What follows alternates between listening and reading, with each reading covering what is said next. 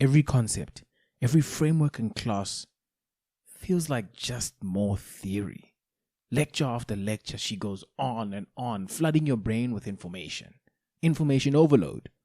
Prof, when will you stop? You think to yourself as you fight with every fiber of your being to stay awake. But then you realize something deeper. Inspiration strikes. These models weren't just academic. They were maps. Ways to make sense of a messy, unpredictable world. Maybe I'm not lost, you think now. Maybe I haven't learnt how to read the map yet. We are joined by Pieter Pienaar, academic trainee at the University of Pretoria and, like you and me, an aspiring CA. Unlike you and me, he is a bit of an Excel whiz, having ranked second in the world, yes, international, in the Microsoft Excel Collegiate Championship in Las Vegas in 2024. We chat about the incredible value of your studies, not just as qualifications to land you an amazing job, but as the frameworks and mental models that mold your thinking in the world. We also chat about how to systematically unpack the complexity of your test papers, why value creation is the crux of your career, why SAICA is considerably changing some of the academic curriculum, how the real economy of the US died in 2008, capitalism's role in innovation for the modern world, and more. Guys, this one is absolute fire. I also make some interjections here and there. I'm trying out this new little format. Let me know what you think about it. But I hope you enjoy. My travelers on the road to CASA. This one will be another quick one. I'll give you just this. The word of the day. The quote of the day. This is a quote by Joshua Rothman, who's a writer at the New Yorker. What you build today will exist a year from now. What you feel won't. Go build. Go build your brain, go build your career, go build the skills that will take you to the future that you want. Today we're joined by a master builder. Pieter is incredible, and he's going to show us a lot of those tools and give us a lot of that game that will equip us further to build that life of greatness and excellence. With that, on to the episode.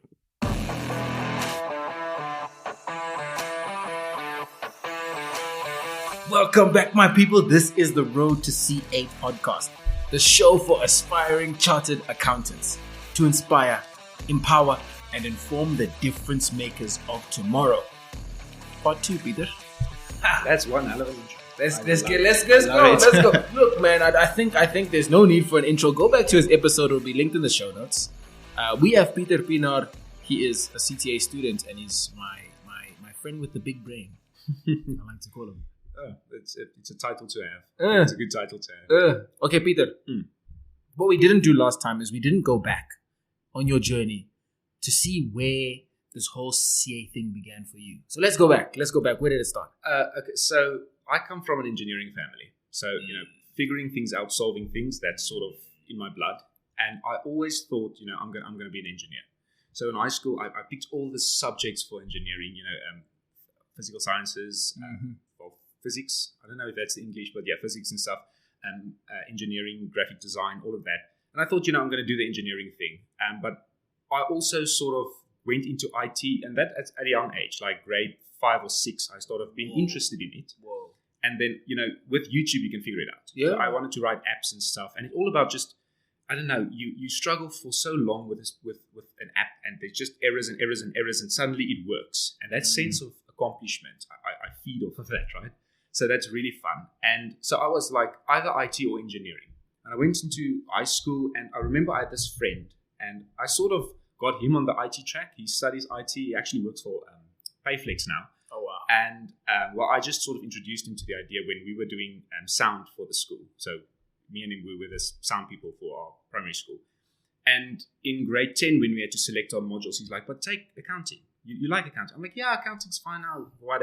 I'm just going to take it. It's an extra module because I didn't want to do engineering graphic design as a module in school. I wanted to do it after school. Really? Yeah, because it's much easier after school. I like the teacher, the after school teacher more. And then you have an hour a week instead of every day you have to have a module. So I can sort of go at my own pace, and I draw very fast. So I thought it's going to be more efficient. So I just needed some other module to fill the slot in my roster. And my friend said, okay, but do accounting. I said, yeah, why not? And I did accounting, and I had this teacher, my grade 10 teacher. And she just explained accounting to me exactly like I think about it today. And I'm like, oh, wow, I actually really like this accounting thing. It's really fun. And when it came to, matric, and I had to now select what I need to study, I was like, oh, well, engineering, IT, maybe accounting. And I spoke to a lot of people, and I went through the engineering brochure. And now the idea of being an engineer, very romantic, very fun, wanted to do that. But then I went down the list. I'm like, mechanical engineering, not really. Electronic engineering, big in my family, but there's some aspects. I thought the worst day as an electronic engineer, I don't want to have. The day you're 40, you have to stand up and you have to do, X. I didn't want to do that. And I just went down the list. I'm like, the idea of engineering is awesome, but there's no single engineering I really want to do. And then I spoke to someone, and they just said, the moment you have to do something, it's no longer fun. So saying, study what you want to, or study what you love doing, because then it won't work. I don't agree with that, because if your hobby becomes a job, you're suddenly going to not start enjoying it.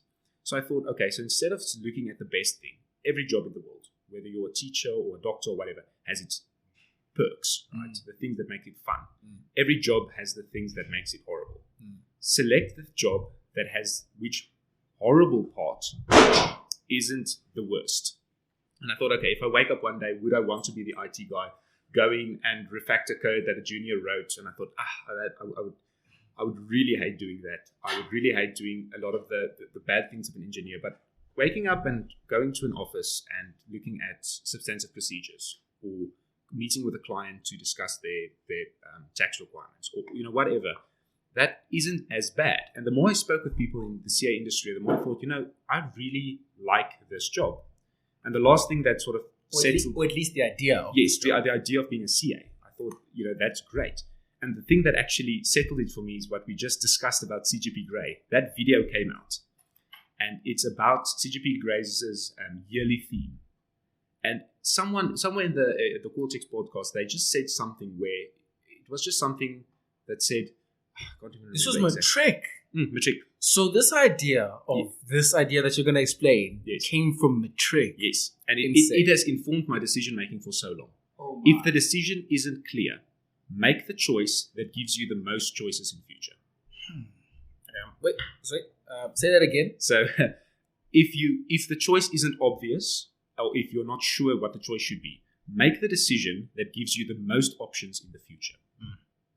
And I looked at that and I thought, if you're an engineer, you're an engineer. Yes, you do a lot of solutions, but it's limited to the engineering field. Same with IT.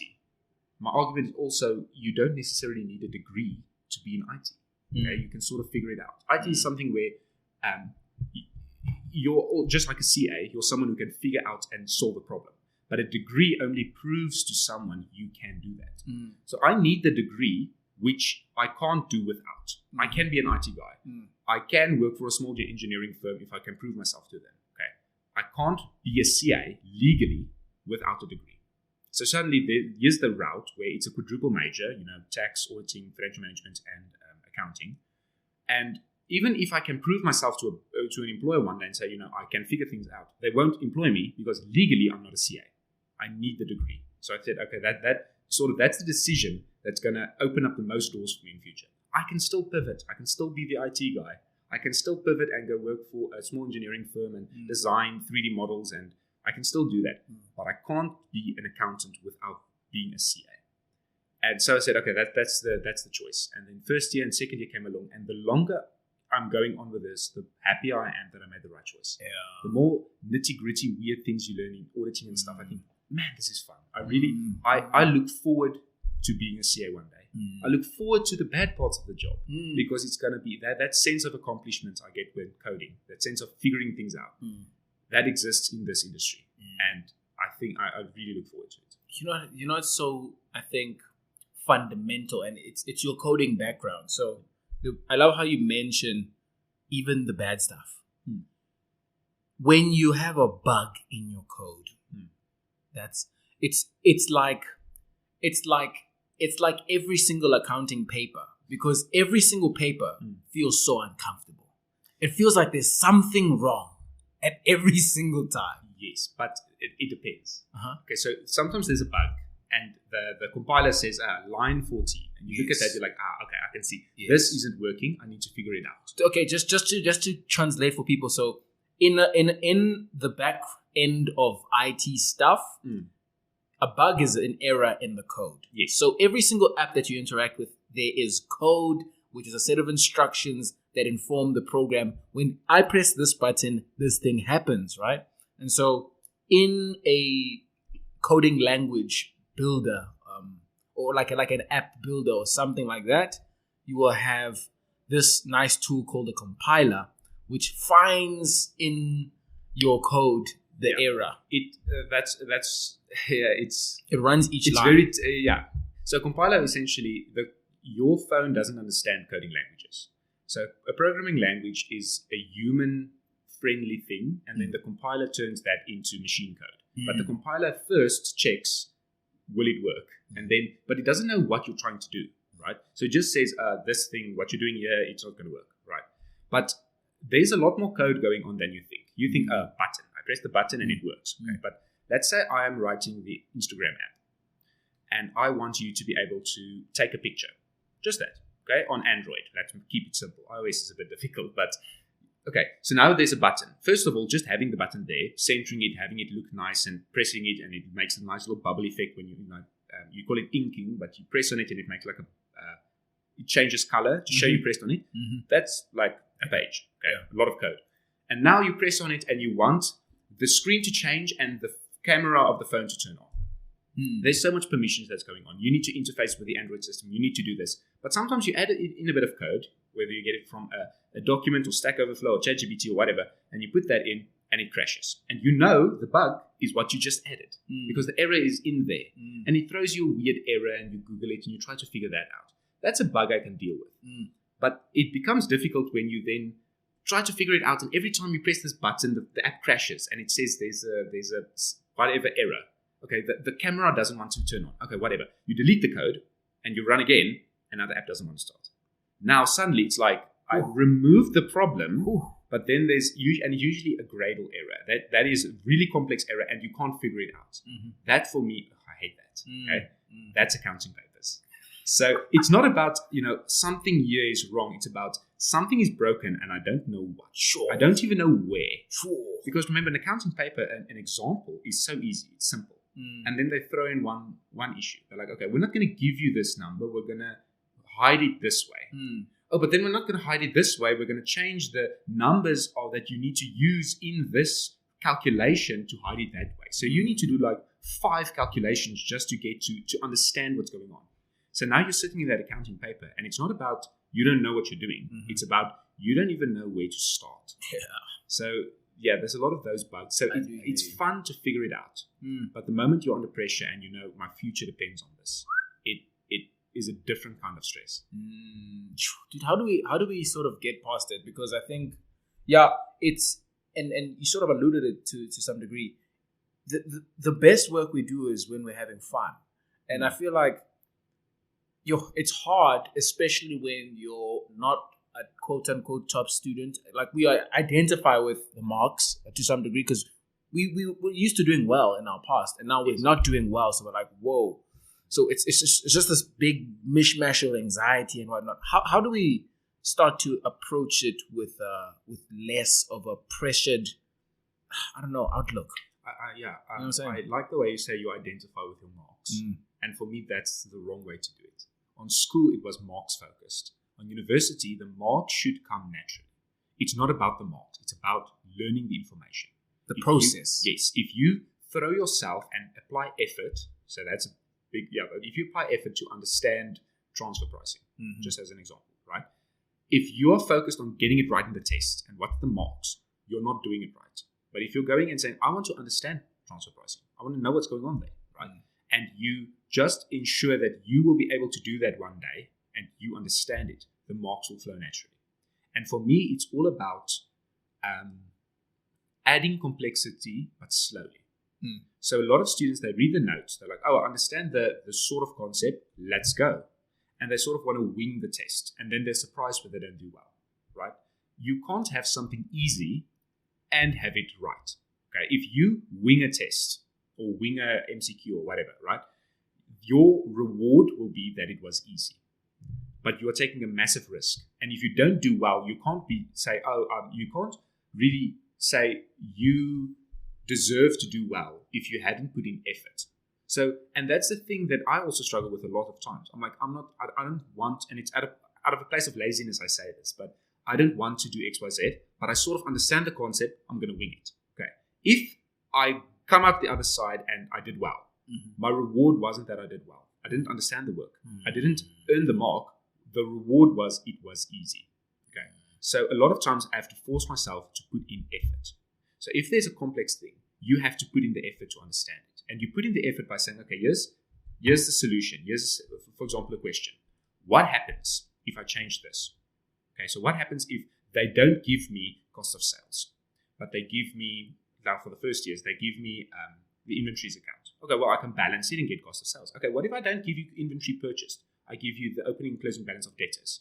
Okay, now you have to balance debtors to get the purchases, put the purchases into inventories, balance that for cost of sales. Okay, what if I don't give you the opening balance of debtors?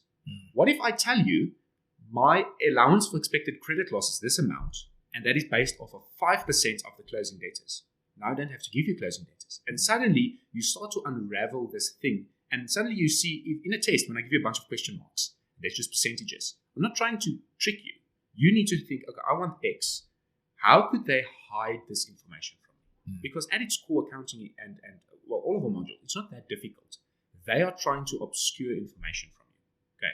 So if you can sort of take a topic and figure out what's the best way the people that set up the test can obscure and change the information, hide it from me, then you can reverse engineer that. And in the test, you're going to see an opening balance for debtors, and you're going to see a percentage in the notes somewhere, and you're going to look at that and highlight it and say, maybe, with this information, I can calculate closing balance. That's neat. That's cool to know. And you're going to go on with the test, and suddenly you're going to get into a stuck position in the big question, and you're going to think, okay, I need to get X. I need the closing balance of debt. Wait a minute. I can't get the closing balance of debtors. I can go there, and I read that somewhere. So overwhelming tests come from a place of you didn't put in effort to understand the material. To unpack complexity. Yes, to unpack complexity. So put yourself in the position of the lecturer. Set up a question and try to make it as difficult as possible. And you'll see it's very hard to write a difficult question. It is very easy to write an easy question, and instead of giving the student the number, hide it. Say, okay, to get revenue, you have to first solve this little puzzle. To get depreciation, like I'm not going to tell you this is the depreciation. I'm going to tell you, oh, but we have a car.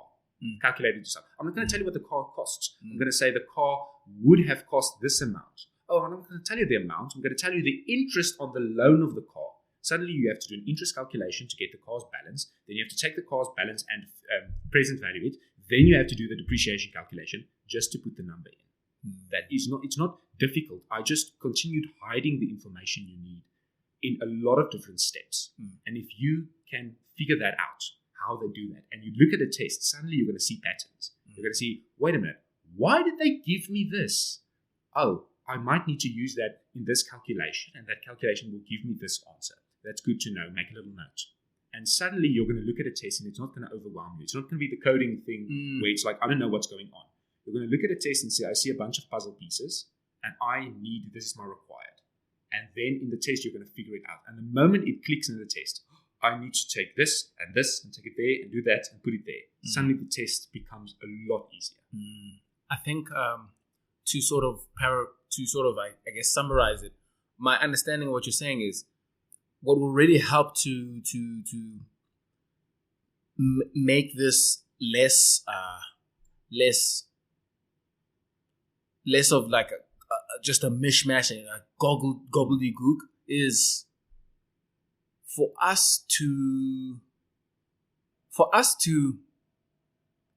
see puzzles. Because I think what we see is a paper. We don't see a puzzle. Yeah. And this actually gets into a thought that I actually wanted to chat to you about, is how what we're actually in this course to do is we're here to learn mental models. So Yes. if you think about the evaluations 10-step process, for an example, like it's not just a 10-step process that you have to memorize, but there is a process to understand why you are valuing something. And so when we are in a situation where we need to value something to be sold, to be bought, whatever the case may be, we're able to take all the chaos of all the information out there. And you mentioned how what they try to do as lecturers, they try to obscure things. That's how things are in real life. Yes. I think information is very, very imperfect. You'll have all this chaos, and now you need to bring order. You are literally exactly saying what needs to happen. Okay, so you are exactly there. It is about, so FPS is actually the prime example. You have, a lot of people say that there's a lot of topics in FPS. Okay. Each topic is just a little mental model, a little puzzle you can solve. Okay, so let's say I give you a costing question, standard costing question. Okay. And now you need to calculate something and you need to figure out how many hours did they spend on this. I can give you the hours, or I can give you a learning curve. Suddenly, it's like, okay, I'm not giving you the hours, but this topic, I can integrate this whole topic into the question by just using it to obscure some information from you. And now one day you're in industry. Okay. Now, for me, the problem in industry is not just information is obscured. It is you have access to too much information. Yeah. You are an accountant at a big firm. Okay, you're not an external. You don't work for PwC. You are literally the accountant. You have access to any information your heart could desire. We don't give you just one or two transactions. You can literally go down to the 4th floor and ask Becky for all the bank statements ever. And then you can go to the 5th floor and ask him for all the invoices ever. You have all the information you want. How do you find what you need? You are the financial manager of a big firm. You need to calculate what is the cost we're going to put on our new smartwatch. Okay, so you need to figure out what the labor is going to be.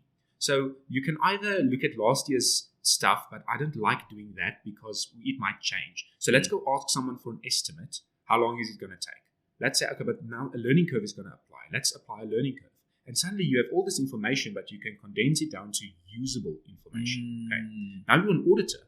Suddenly, yeah, you can look at the costing and calculate the hours that way. There's a solution. So you look at the statement and the production sheet, and you can say, okay, I can calculate how many hours they spent. But I also have access to this. I can also calculate the theoretical hours with a learning curve. Let's do both. And if they don't match, there might be an issue.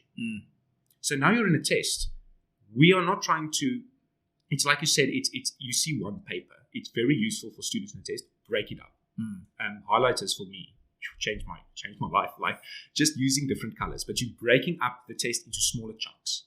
And now you're doing a question and you say, okay, what do I need? I need to know how long they took on this thing. Where can I get it? And you look at your question like, okay, maybe from cost of sales, I can sort of reverse engineer cost of sales because they had to use the hours and multiplied it with something to get it. And you read the information, you're like, okay, but they didn't give me enough. I can't go that route. Okay, they gave me a learning curve thing, but they didn't give me how long it's going to take for the first unit. And then you read further and you say, oh, yeah, they just casually mentioned that they made it and it cost, the first unit cost this. Okay, I can reverse engineer that and figure out how much hour were the first unit, plug that into my learning curve and plug that into my final answer. Oh, there I go. Right. So there is a lot of obscurity and a lot of ways to get the same answer. In FPS, you are told all these different cool tools and techniques, but you shouldn't think we're going to ask you learning curves in the test. Yeah. We're not going to ask you standard cost. Well, we don't have to ask you standard costing in the test. We can obscure some information by just giving you a variance. Oh, the direct material or the direct labor variance is 25,000 adverse.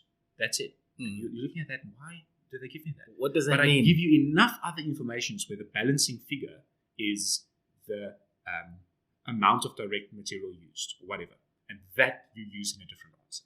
So in industry one day, it's not only, we want you to be able to sift through information and get it. And we teach you all these cool tricks and tools and mental models, like you said. But it's about that as an auditor, you're going to look at all this information and you can compare them. Analytical procedures is literally looking at what do I expect to happen, what did actually happen. If there's too big of a difference, fraud or error. That's an auditing technique. So you're going to use FPS tools and mental models to audit. If you're going to be the accountant, obviously you're going to look at costing and going to look at estimates and budgets to do that. When you're a financial manager or CFO one day, you want to do that. And in taxation, I mean, that also maybe to a bit of a lesser extent. But the point is, we teach you all these different mental models. Don't see them as units. Don't see them as topics. Yeah. See them as tools in your tool belt.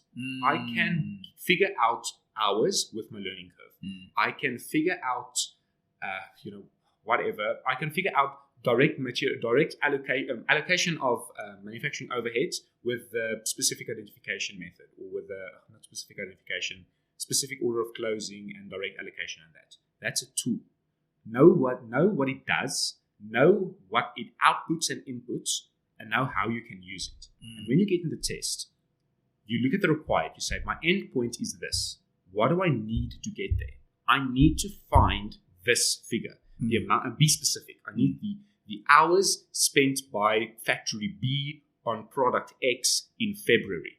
That's very specific. I need that. And then you go through information, you find it. And you say, I can't, it's not given to me. Okay, how can I calculate it? Maybe with a learning curve. They give me enough information. But do they give me enough information for the actual hours for factory B for product X for February? No. I need to first change my actual to my budgeted. Slowly you're unraveling this puzzle. And you're using small mental models to get to the final answer. Before I ask a question, I just want to sort of interpret what you're saying, just for the audience. Like, I think a huge thing around that whole mental models thing. And just now I was chatting to one of my lecturers, and she said SAICA is sort of gravitating away from your auditing and tax. So like for your APCs and your IACs, specifically because those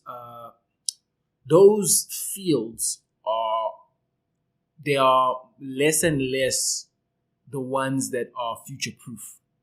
So if you look at auditing, if you look at tax, those ones are most vulnerable to automation and whatnot, and AI, the fourth industrial revolution. And I just want to sort of draw attention to the importance of learning how to think like a problem solver, right?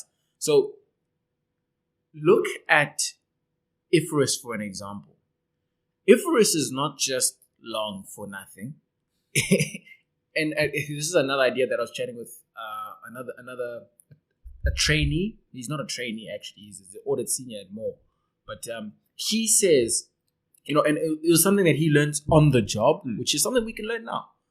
It's something I'm sure you sort of think through. Each IFRS solves the problem. Yes.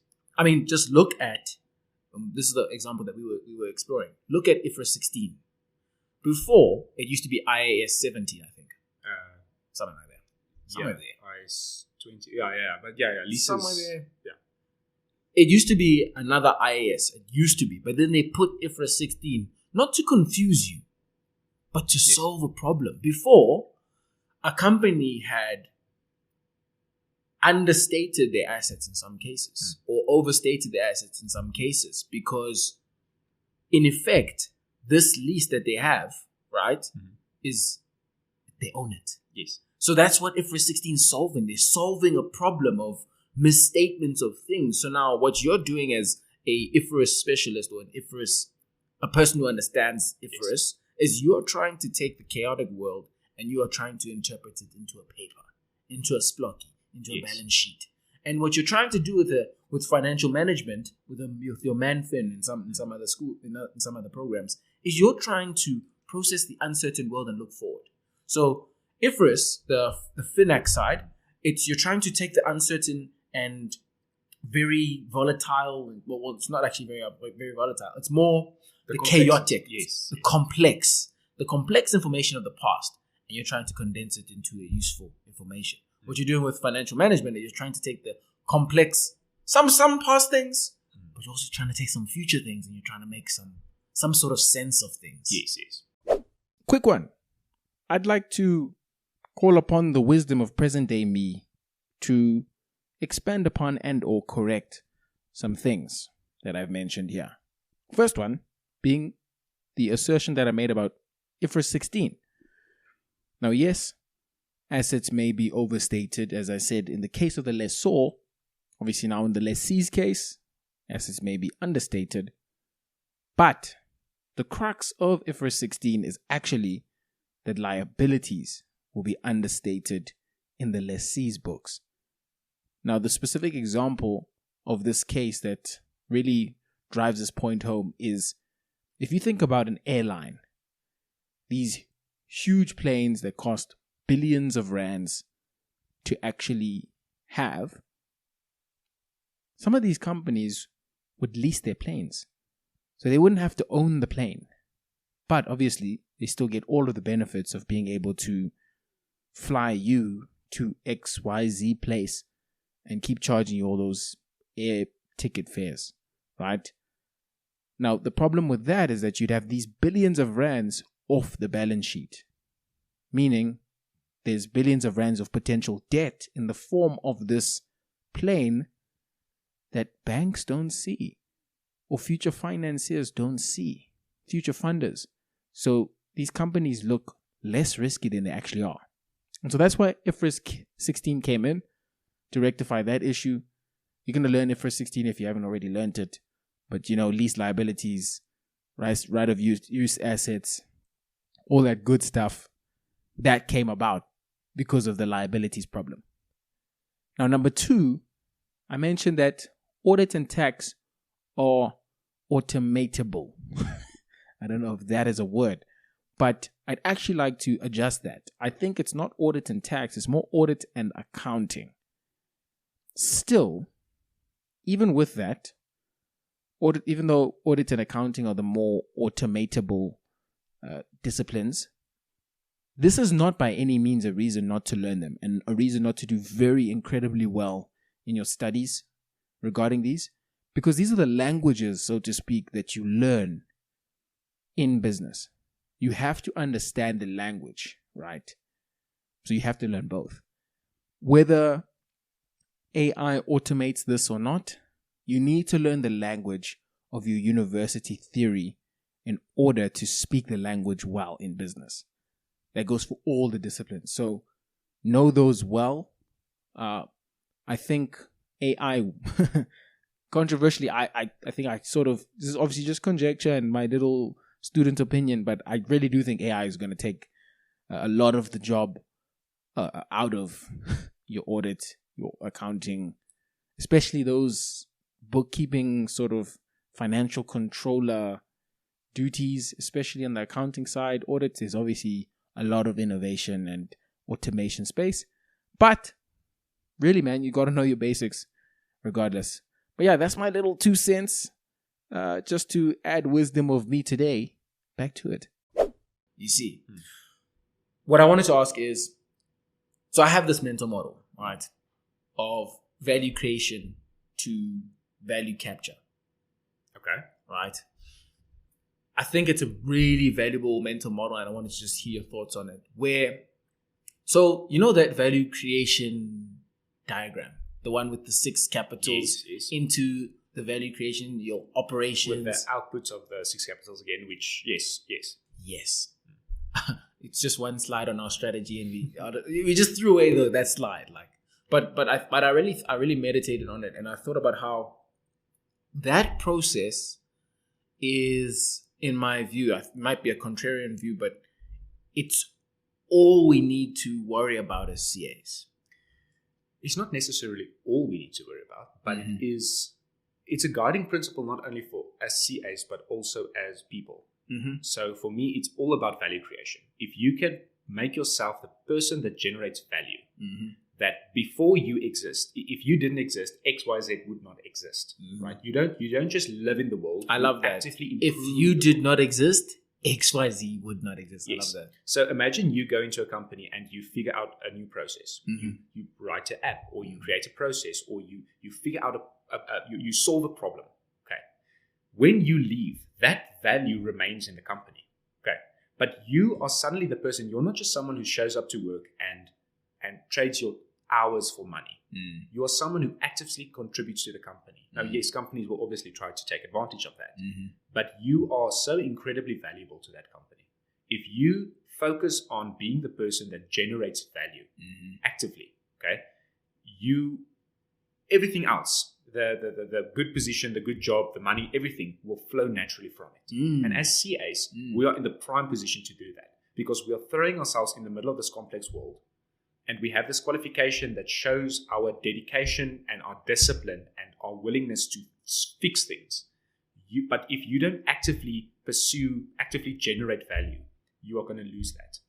So the 6 capital things, that's just someone's way to say you're going to use different capitals and it's going to increase the capitals. But that's just something someone said, right? So you can obviously, I'm sure there's many different ways to do value creation. But it's not necessarily as if that's the one thing. So a useful thing is to think. Here's my thing around it, right? Yes. So value, you create value and businesses capture value in order to be sustainable, in order to operate, right? You're using capture to say sort of use. So someone generates and you. So when you generate, you create a product for people to buy, capture. Yes. So essentially, like in economics, the value of the product typically should be greater than the value that the person gives you, the monetary value. And that's sort of like in behavioral economics, how things should work. You should be always having a sort of bargain on the money that you spend. Yes. So every business is creating value and capturing some of the value they create. So if your product cost 50 Rand and you put it through your processes and you've created something, it will be worth 80 Rand, right? Or 100 Rand, let's say, right? It's worth 100 Rand. But now you're going to sell it for 80. So now you're capturing some of that value that you've created. Yes. Not all of it, typically. Otherwise, but now this comes to my idea of how if we focus on capture, which some industries like Forex essentially focus on. Yes. There's the argument that the value that's created is like liquidity. I've heard of that. But like the banks provide liquidity. So like that's my whole thing around it. When we focus on capture, we leave the world with less. Yes. I guess you could say we leave it with a net loss of value. I mean, you could think of it as a debit credit, like debit 100, credit 100. But I think over time, because of like you just think about time value of money, things depreciate over time. We use stuff. You're leaving the world with less, so you're always leaving it at a net loss. That's why I believe when we just create value, like if you focus on being better as opposed to being rich, that's where we create, we make it a better place. But also, that is people focus too much on the end goal, on being rich, right? Most of the people that you look at that person is very wealthy, right? They never wanted necessarily to be that. They focused on value creation. Okay, so people like Jeff Bezos, people and Musk, right? And Gates. People say, oh yeah, they're so rich and everything, and they don't necessarily deserve it. But the thing is, they focus primarily on value. Musk's big vision, he had all the vision. I mean, he started with PayPal. Yeah. And it was just solve this problem, generate value, create something that hasn't existed before to improve the economy we live in. Yeah. Right? Yeah. And out of that naturally flowed money. Yeah. Right. So to bring it back maybe to students focus on the mark. Instead of focusing on improving themselves to be able to do X, Y, Z. Okay. And you said about IFRS and financial management. Okay. The purpose of IFRS, if you always think of what's the purpose of it? The purpose of the IFRS standard is to solve companies over and understating and shareholders being able to interpret things. Where the purpose of FBS is not necessarily that. The value creation in FBS is not giving reliable information which is comparable to other companies, but it is giving something that we can make a decision with. What's the most fairly valued thing? Okay? So the value in accounting is being similar to other companies and being trustable, where the value in FBS is being more fair, even if it's less accurate. Let's use that word. Okay. So the value propositions in both of them are different. So there's this thing, they say that the real economy of the US died in 2008, Why with the is financial that? crisis. Okay. So if you look at what's called the real economy, what people is contributing to the economy, right? It is lagging behind the GDP of the US, because a lot of people is gaining value out of financial instruments. I am simply gaining, like you said, Forex, out of people thinking what something could be worth and out of that system. But I'm not necessarily building a product, inventing, creating. You're capturing, not creating. You're capturing, not creating. And that is very, I mean, it is maybe a quick solution, but in the big picture, it harms. Another quick breakout session. That idea of the real economy that Pieter mentioned, absolutely interesting, fascinating stuff. Trump's tariffs, to draw this to current affairs. You know, this chaos. He's going to tariff the penguins. He's going to impose costs on the penguins in Antarctica. Those tariffs swept $5 trillion off of Wall Street balance sheets in just 2 days. Now, like, the magnitude of that, I think, sort of speaks to what Pieter is talking about. It shows that this is the house on the sand that the US has effectively built. Because everyone on Wall Street, and even as far as London, I'd say, is concerned with financial instruments, there's too few minds and too few hands occupied with making stuff, i.e. creating tangible value, which is what Pieter speculates, which makes sense and is very interesting. Just to add a little bit of modern day me wisdom. Back to it. So I know a lot of people like to diss on capitalism and it's so bad and everything. But in my opinion, capitalism gave us most of the modern world. People like sitting in their air-conditioned homes on their iPhones and tweeting about how capitalism XYZ, right? But for thousands of years, the fastest internet was a dude on a horse. We didn't have a lot of medical advancements. Things progressed slowly. And in like 100 years, we started to fly and we put a man on the moon within 60 years. Okay. We were nothing, and then suddenly we generated a system where you get rewarded for the value you generate. You invent something. You invent the microwave. Cool. You have contributed to society. Everyone wants a microwave because it makes my life a bit easier. I can heat food, right? Well, it's actually very sci-fi. People take it for granted, but I'm using microwaves to vibrate the molecules of water to heat the food. Very sci-fi. Anyway, it improves my life slightly. Yeah. It improves everyone's life slightly. And because of that, a lot of money flows to you and you are wealthy because you contributed to society. So people are inherently selfish, right? You want the best for you. And capitalism essentially milks that to make society better because people think, oh, if I invent or create something, I will benefit out of it. Suddenly we went from, living on a farm, not having a lot, to knowing there's people orbiting the Earth in the space station. We have microwavable hot pockets and iPhones, and we have the internet and AI, and suddenly we have leveraged people's willingness to enrich themselves, to generate value for the economy. So yes, if you say there is value generators and value consumers, or what you say captures, right? There will always be people that capture value. But if your focus is primarily on how can I improve things the most, how can I, when I leave here, people are going to miss me and say, we're going to use this system, right? We're going to use this process, this whatever. You have actively contributed not only to society, and if you do it right, if you do it for long enough, if that's your focus, everything else you want, everything you deem to be success will flow from it naturally. If that is your mindset, I want to generate value, I want to understand this or make this, you will get the job. You will get the money that flows from it. You will feel that sense of accomplishment. You will be an old person one day and look out over the world and be able to say, yeah, you see that company, you see that building, you see that whatever, I made that. You had that sense of accomplishment. So I think working from a point of value creation is a very wise way to think of, to make decisions.